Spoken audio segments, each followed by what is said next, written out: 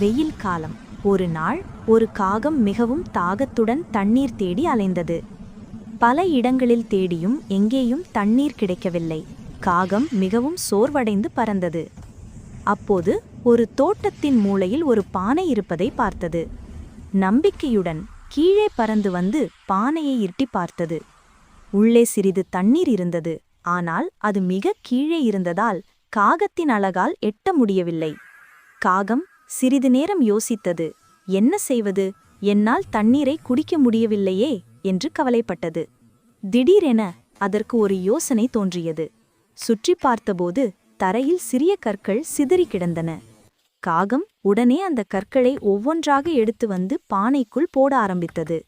கற்கள் உள்ளே விழ விழ பானைக்குள் இருந்த நீரின் மட்டம் மெல்ல மெல்ல உயர ஆரம்பித்தது.